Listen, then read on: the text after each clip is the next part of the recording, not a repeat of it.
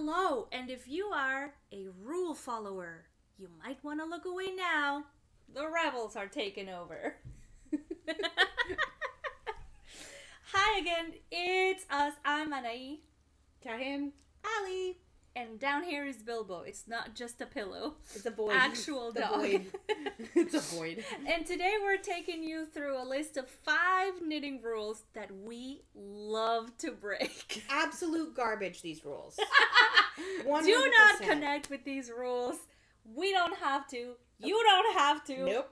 Do whatever you want. Amen. Pretty much. I think that's the moral of this particular video. Yeah. I recently taught a beginner knitting course at our local yarn store, and on our last class, they were asking me questions about like, oh, but the pattern says this. What if I don't want to do that? If it just doesn't look good on me, or I'm not holding the yarn correctly?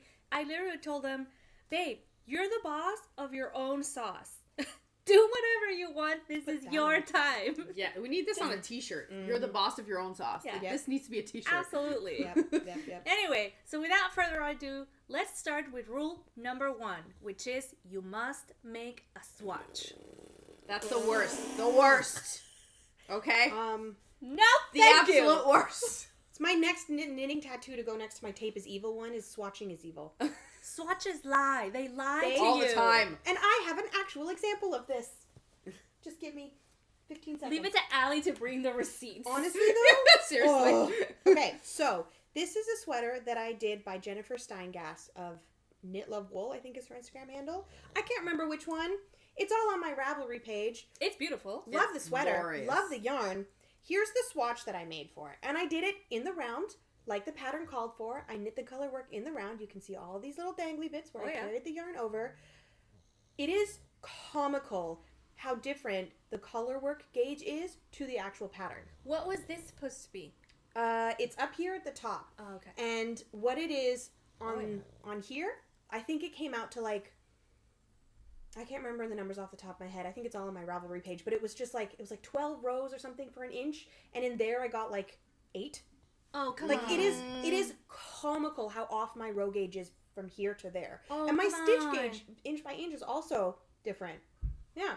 So do we know what causes this? It's probably the fact that this is a whole garment pulling it downwards versus a small, 4-inch by whatever inch swatch. It weighs nothing. No, it's not going to pull down. It's not going to give you your accurate measurements. Sure, it'll give you an idea of like, I love the drape of this. For sure. So I knew that I was going to like that. And you know what the colors are going to look like together. I have a great idea of the contrast, and I was super happy with that combo. I've seen you wear this sweater before. The freaking armpits are like down here. They're like lower than my boobs. It's more of a swancha. So annoying. Which sucks because that means this sweater can only really be worn in that transitionary season where I don't need a vest and I don't need a jacket. Yeah, because you can't put anything over it because the armpits are bunching up. Swatches lie. They're great for some information, but don't make every single decision as if the swatch is 100% true. Because even one that I did for my love note, which I didn't bring with me, like the fabric that I made on this is different from the fabric that it is when I wear it. And this is just stocking net. This is not even like with color work or anything.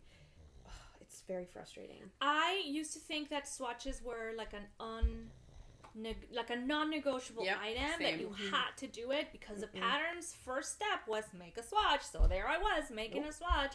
The swatch is just a pain to make. It wastes fabric. Yep. Yeah. Unless you do make it in a way that you can like unravel afterwards. Or unless you know you have a lot more yarn than you actually need for the project. And if you're using a fiber that is not expected to grow, so that you don't have to test it like being wet blocked, you actually don't need to make a swatch. Nope. Especially if you've been knitting for a while and you know what your tension is. So I, for example, instead of making a swatch, I know that I'm a loose knitter, so I will always go down half a needle size, regardless of what the pattern says. Because I'm not going to attempt to get exact gauge. With a gauge swatch, I'm not gonna. It's not. Whereas I do the opposite. I either always go up a pattern size or go up a needle size because I am a notoriously tight knitter. But that's the thing, right? A lot of people who do gauge swatches is because they don't know that yet. Yeah. Right? Yeah. Which is totally fair when you out there start. Who've been knitting for years and years and years who still religiously make them. And that's fine. Like, there's nothing wrong with that. That's fine if you like them. I think for it. me, I stopped doing them mostly out of just laziness, but also because I realized I love to do mostly sweaters or tops, and it's very easy to just try them on as I'm knitting. Yep. And if I notice that I need to make it a little larger, whatever, even if I have to frog a little bit, I'll do that. Yep. But the swatch is not going to do much for me to help me. But if I were to do something, like, I don't know, I've never... Yeah, it's not going to tell you if it's going to fit over your head or how it's going to sit on your shoulders. I've only done maybe until you've made it that far. Until I've only done through the yoke. 2 or 3 swatches in my life, and then I was have like, them I'm all out. right here. All 3 swatches. I can count with the palm of my hand the reasons why I've made a swatch. Number 1, because it was color work and I was using different yarn than recommended. So like I wanted to see if the color work would show with the colors that I picked. Contrast. I wanted to do that. Number 2, I was a test knitter for a new pattern. And I'm not about to risk somebody else's reputation with my recklessness. So I made a swatch. Surprise, surprise. It was acrylic/wool. So it did not make any sense at all. In the end, it didn't end up mattering because the swatch didn't give me any new information that I didn't already know. But I did it for the designer because they wanted a swatch. And number 3...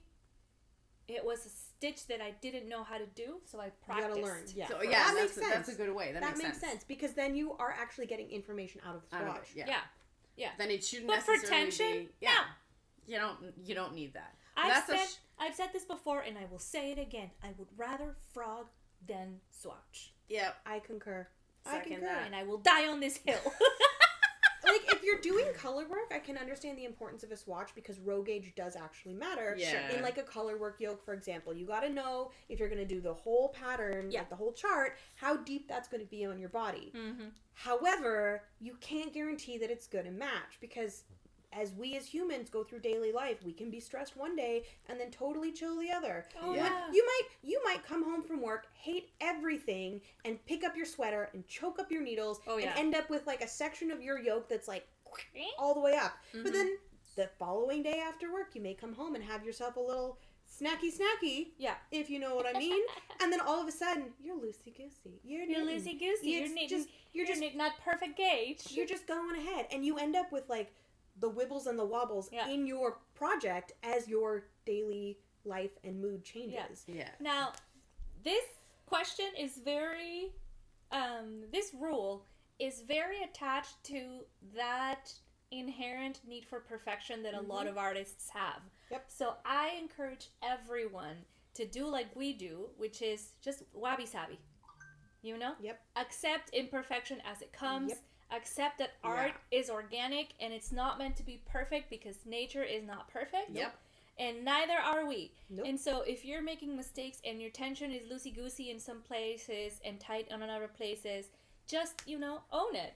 Yeah, exactly. And those are memories that you're putting in your Don't be afraid garment. to try something, and if it doesn't work, to take it out and do it again. If it's too small, give it to a smaller person. I've literally done that with socks to you, to hats to you. Yeah. I've benefited from your tight knitting tension. Yeah, it works out. And you've benefited from mine because I made socks that I thought were my size, but they ended up being very loosey-goosey. So we're not going to show you our feet, but we don't have the same foot size, and that has worked out in our benefit. Yeah, exactly. This is great. It's like an exchange of services. Yeah. So I guess instead of swatching, get friends of different sizes. All shapes. All shapes. All sizes. Knitting is a diverse community. Rule number 2. You must follow the pattern exactly as it says. You must follow the pattern instructions exactly as it says. So wait, are we talking the instructions? Okay, the instructions. So if the pattern says, like, slip the first stitch with the yarn in the front as if to purl, you have to. Yes. Do you? No. I don't either. Nope. For me, I think I'm still in the sense of I will follow what it says because I don't necessarily know if what I do is going to be different. Mm-hmm. However, where I can kind of start to differ is like if it's whatever cast on or cast off you choose. Yeah. And then if I notice that I need to do modifications to adapt to my body. Right? So if I notice that if always going to the bed, if I notice that I need it to be like a little bigger or like looser or whatever, like I can make it work, but it has to be something that I'm comfortable doing. Mm-hmm. So like I wouldn't change a technique, if that makes sense. But if you have a technique that you're comfortable with and that you know looks good on you, yes, there's no shame in just like doing that. My like cast on and cast off are my most often like. Yeah, I can literally show you one right here in this project that I'm working on. That's beautiful, by the way. Thank you. This one's been languishing in whip hibernation for like almost 2 years. We've pulled it out. We're working on it. So this one, I don't know how well you'll be able to see it on camera, but when you do the shaping at the top, she had you stop like right about here at the neck. Okay. Right? Now, that then you go straight down in a line to create the front. The button bands get added on after. Mm-hmm. However, as a person with a very pear-shaped body, I knew that wasn't going to work. That wasn't going to be a shape that I was comfortable wearing. Yeah. So I actually carried on increasing until below the bust before I started knitting straight down to give me more fabric around the body. Yeah. So that I didn't have it like your shape. Awkwardly gaping over my belly, which is the part of my body I'm most self-conscious about. So in just doing that tiny little modification and deviating from the pattern, now I have a garment that when I eventually finish it is something that I'm going to pick up and not feel self-conscious wearing. Yeah. A tiny little thing that you can change. Because truly, these patterns, they're a guideline just as much as they are. Well, that's the thing. They really are. And now there's a couple of like design features that you really don't want to change if that's the reason why you got the pattern in the first place. Absolutely do that. Mm-hmm. But like, let me show you the ranunculus that I made before. Love this one. Thank you. I really love it too. Gotta make more. I inadvertently repeated the lace pattern twice instead of doing lace pattern A and lace pattern B. Can you tell? No. I can't tell.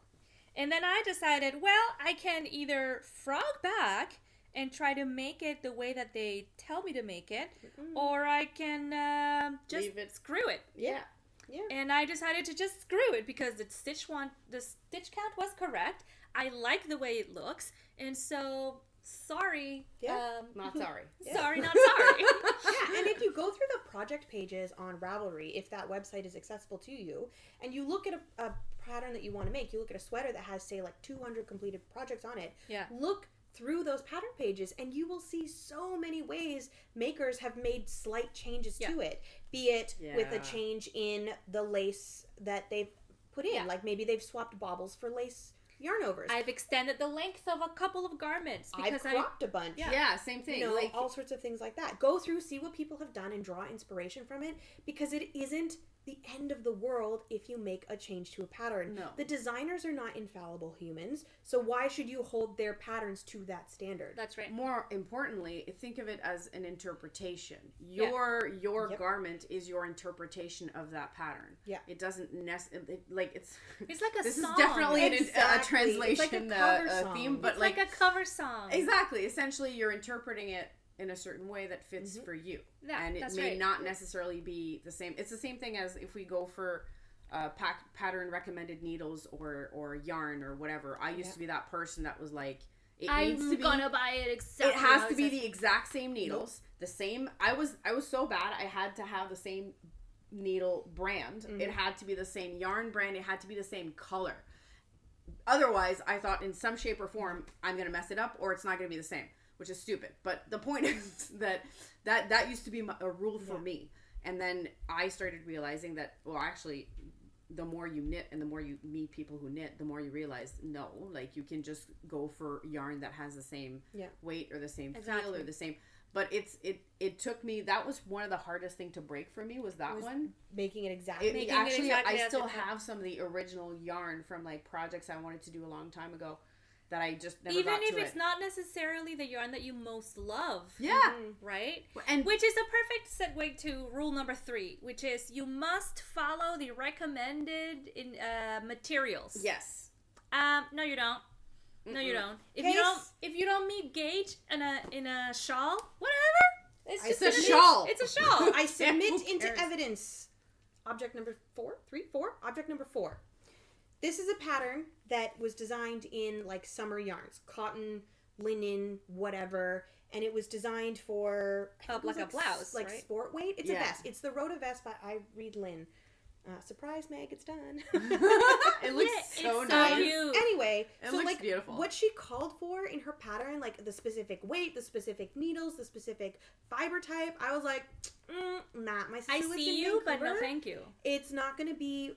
Also, it wasn't what she wanted. She wanted like a warm vest. So I went and I was like, I'm going to make myself a little swatchy swatch of the yarn that I had that works in the color that she wants. I love we've talked about not making swatches and right away it's like, no. Swatch, we have to. I can't swear on the internet, can I? You can. I freak frackin' do not like this. Also, little tiny aside on following the rules, and I say, screw you, rules!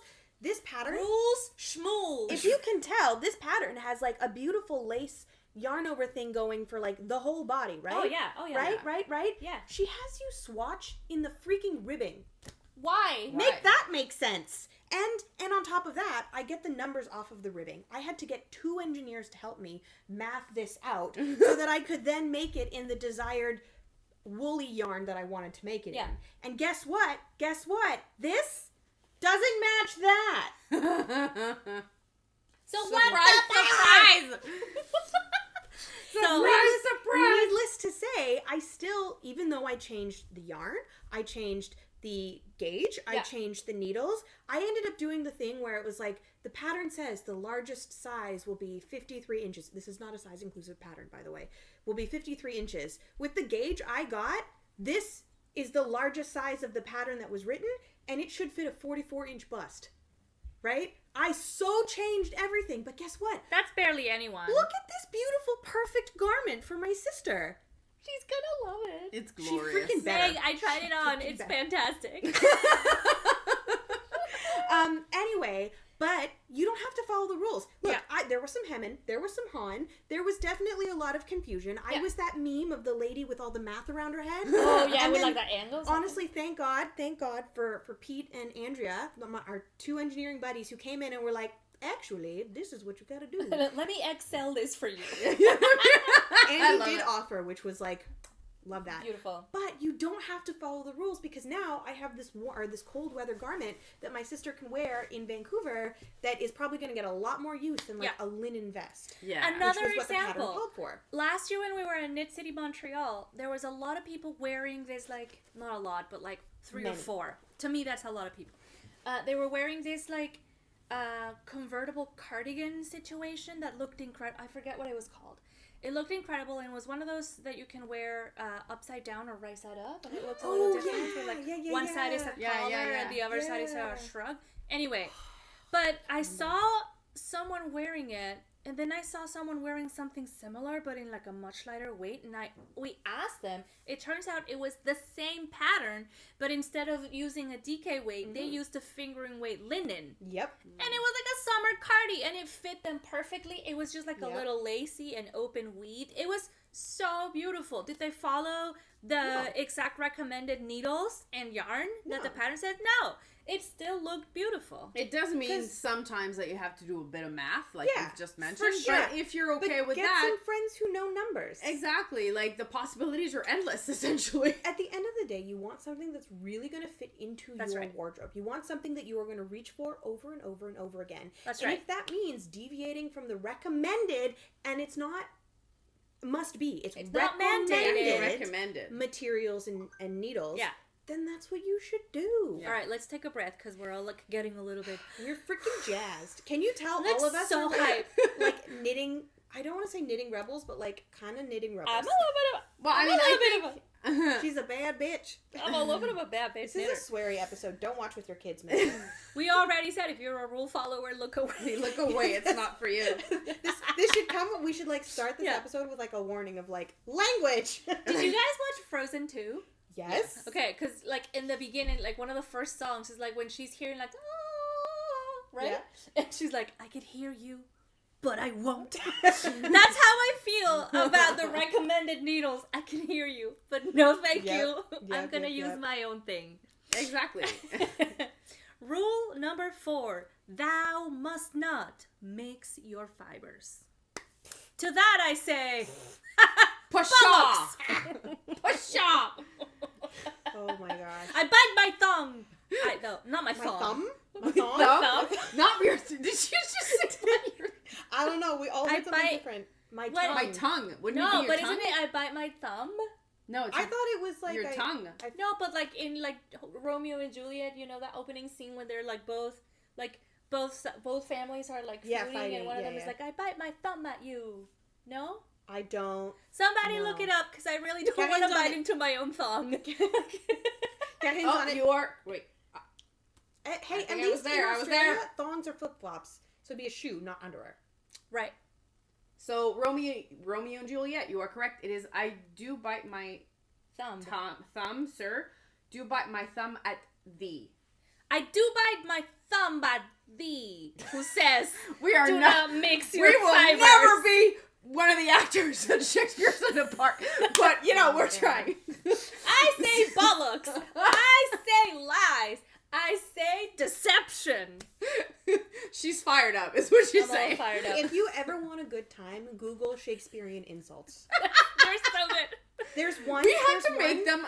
We have to make this a comeback. Some of them should be part of the language today. Some of them are. I haven't insulted you in Shakespearean, but there are other people who I insult regularly in Shakespearean, and one of them is like, "Thou art a foul and odorous mounted goat," and I'm like, I love it. Devastated. Something along those lines. That's horrible. I love it. Devastated. To get back to mixing fibers, do it. The first time I went to a yarn related fiber, not even fiber fair, I tricked my mom and her best friend into taking me out to Wakefield to go to the farmers market because it was the wool weekend. Yeah. That's the best. And Riverside Studios, who is a local to Wakefield dyer, had a table there. And I was still relatively new to knitting, and I got a couple of complimentary colors, and I was like, I'd love to make this shawl. And she was helping me pick, Catherine, and she goes, is it okay if they're different bases? And me, in my complete perpetual lack of wisdom at that time, and still to this day, was like, yeah, totally, because I didn't know any better. Yeah. And so I ended up knitting a shawl, not with those yarns. I waited You mixed a while. and matched. I mixed and matched, but I did end up knitting a Stephen West shawl later on, where I had a 100% superwash merino singles with a plied BFL base as well. Those were the two bases that I used. Yeah.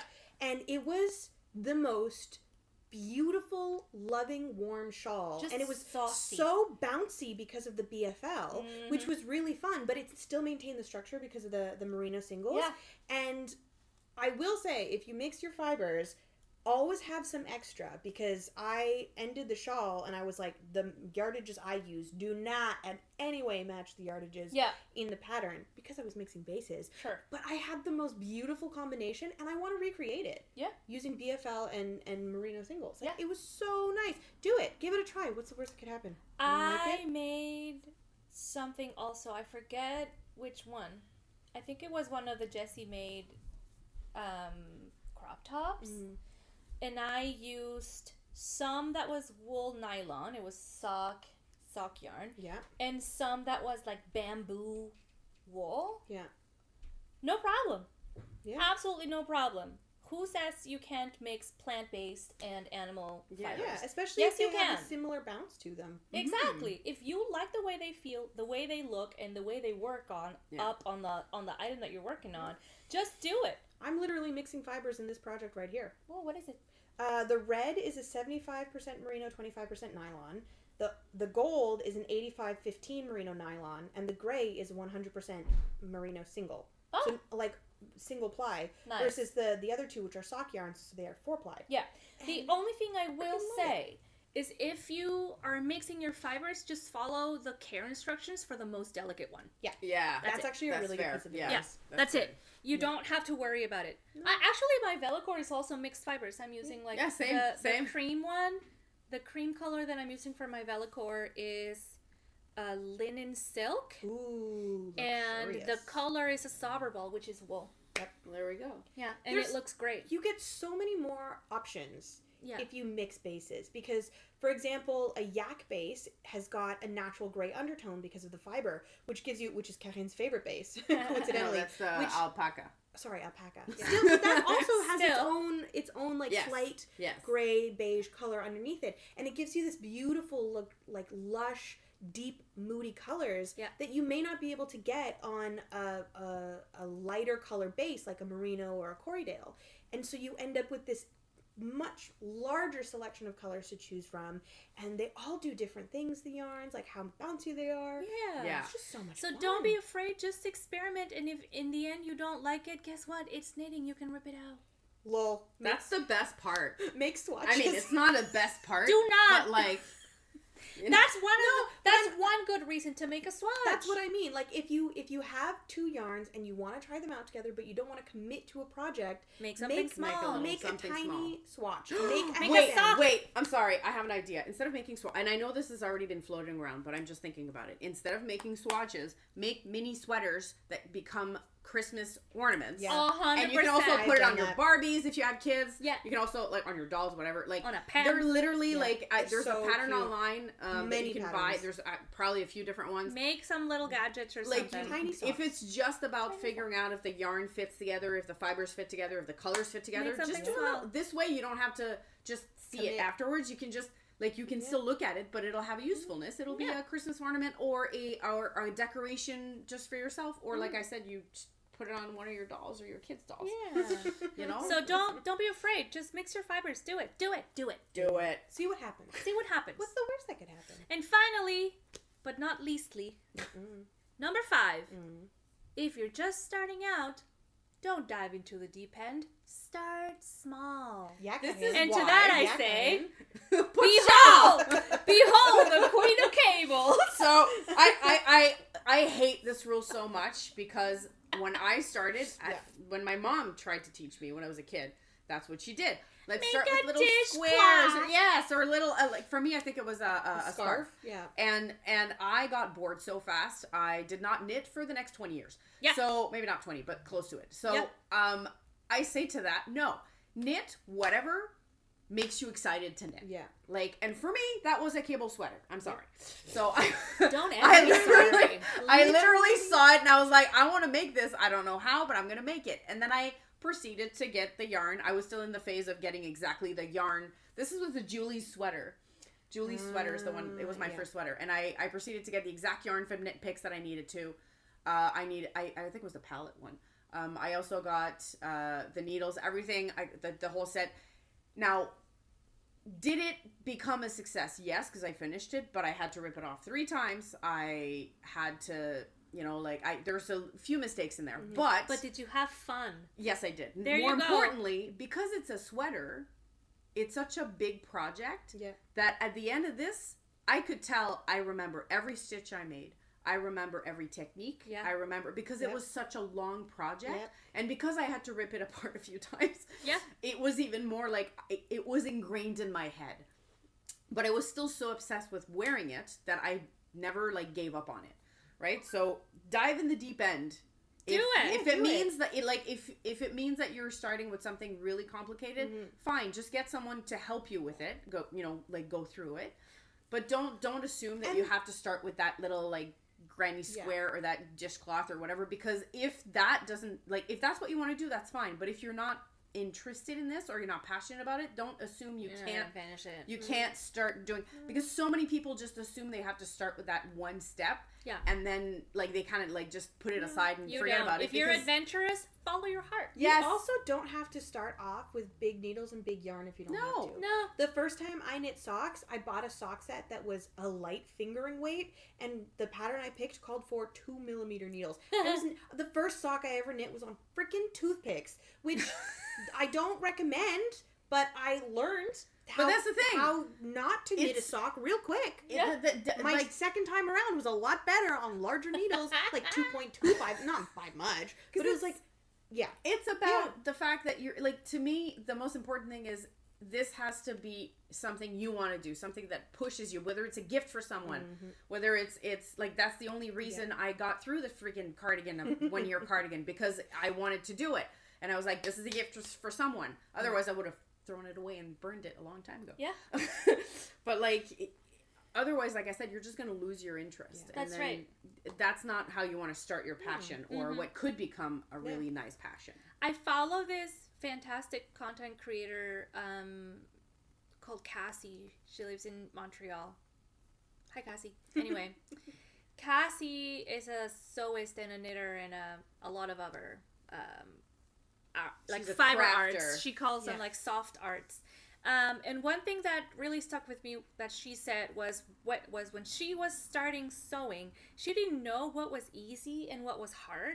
So she was picking patterns to sew that just she liked. Exactly. And that's then how like you should following the instructions and going, "Oh, that was challenging." But like she didn't know what was easy and what was hard. And then, you know what? She knows what's easy and what's hard. And I bet you anything that's like that was probably one of the reasons why like that's what kind of like gets you interested in the first place, is because you're going for things that you enjoy first. Exactly. And yes, it means that you're learning some things on the fly, but whatever. Sometimes not knowing that something is an advanced level thing is for the helpful. Better. Yes. Because you're being driven by your desire to create the thing, and you don't have that fear that you sometimes can gain from knowledge of being like, this is outside of my league. Yeah. Yeah. Because you don't know what your league is at first. Yeah, and in the year of our Lord 2024, literally everything's on the internet. Yeah. Even us. Yes. Truly. So there's no reason why you would be intimidated by a difficult technique, because I assure you somebody out there has a tutorial on it. It's probably Stacy from Very Picnic. There is a YouTuber who I follow her channel is called Eliza OK, and she's great. She's super sweet, and one of her most recent videos was, I'm going to learn how to crochet a raglan sweater from a YouTube video. And she did exactly that. She's like, I have literally no clue what I'm doing. Why not? She picked a video, she followed it, and she knit herself a raglan sweater, or crocheted herself a raglan sweater. That's awesome. And you can too. Yes. Yeah, and she was just like, I want to make one. If maybe YouTube is not like something that you're necessarily, you know, I don't know, familiar with, or not familiar, but like comfortable with or something, you can find, if you have a knit night or an area, like a place where people gather to knit, if you have friends who knit, or even if you like go to knitting classes and you bring whatever project you're interested to, even if it's a beginner's class, you're like, dude, this is what I want to make, like, help me. Yeah. Right? Yeah. I don't know a knitter who'd be like, I'm not gonna help you. Well, one of our knitting is that buddies, a thing? One of our knitting buddies, Sherry, prolific crocheter, one of her first knitted things was the Love Note sweater by Tin Tin Knits. It looks so good. But she chose that pattern because a bunch of us had knit it, and she was like, "Well, I want to be part of the game." Exactly. Yeah. So, like, did it take her a while? Yes, because she had to, you know, go through and learn the techniques as she was doing it. She had to learn how to do lace. She had to learn how to do ribbing. She had to learn how to do increases. She, like, last year also, Sherry was knitting, it was one of her first projects too. She was knitting an infinity scarf. Yeah. In the round, which is like a big tube. Doesn't she decide that she wants to put, like, some lettering in there? She didn't know what that meant. No. But she was like, I think I can figure this out. And she did. Yeah. She actually did. She's like, Sherry just figured out Intarsia by herself because she wanted something that she didn't have instructions for. Exactly. That's awesome. And that's how that's how it should be. And she'd come to knit night week after week, and she'd be like, I think this is working. And we'd be like, damn, girl, yeah. Damn, girl, yes it is. Yes, it is. So, damn, girl, you can do it. Yeah. Or boy. Or they. If you're a beanie, you can do it. Anybody can do it. Anybody can do it. If you have the desire to make a thing. If you have the desire to make a thing. You can make the thing. And it doesn't have to be easy. You don't have to start with the granny square. No. And it doesn't have to be Jump on the struggle bus. Yeah. It's fine. We're all there already with you. Exactly. Join us in the deep end. We have cookies. Honestly, and floaties. If you make mistakes, we are the floaties. That's fine. We are the floaties. We are the floaties. Yeah. You can learn from those mistakes. Yeah. Yeah. I love learning from my mistakes so much that I got myself a little tattoo of a little frog knitting. Because I frog my stuff so much. Mm-hmm. No shame. No shame. Sometimes it doesn't go right, and that's all right. Yeah. And just remember, sometimes it's not you, it is actually the pattern. Yep. As I said earlier, designers are not infallible humans. There are times where mistakes do slip through. That's so true. If you are confused by something, if you are up against a roadblock, take it to your fellow makers and ask them for their opinion. If they are also like, this is really weird, chances are it might be an issue with the pattern. And then that's a perfect time to go to the Ravelry page, if it is accessible to you, and look at the comments, to look at the other project pages, scroll through them, see what other people have done, and look at that community of knowledge that exists and pull from it. Yeah. Don't be afraid to go looking for help. Yeah. And that's a really excellent way to wrap up this episode. So thank you for watching. If you are out there and you're trying to figure things out and they don't make sense, don't feel like you have to limit yourself with the skills that you have now. Don't feel like you have to limit yourself by what the pattern says or the designers recommend. Go out and figure it out. Have some fun. Have fun with it. Love it. Yeah, make mistakes and then wear those mistakes proudly. We will compliment you on the street. Because like nobody notices. No one Nobody notices. I have like a freaking glaring mistake in the lace, like literally right in this area. Like, unless you point it to us, you couldn't pay me to find it. No. Or I can't even find it half the time. Exactly. I know it's there, but I can't even find it half the time. It's like your little signature. That's right. It's like your little signature. Exactly. Make the mistakes and Thank learn you so the much things. for joining us. We'll see you again with another hot take episode maybe later. All the hot takes. Yeah. This has been Purl Perspectives, and we'll see you again soon. Happy Sunday. Bye. Bye.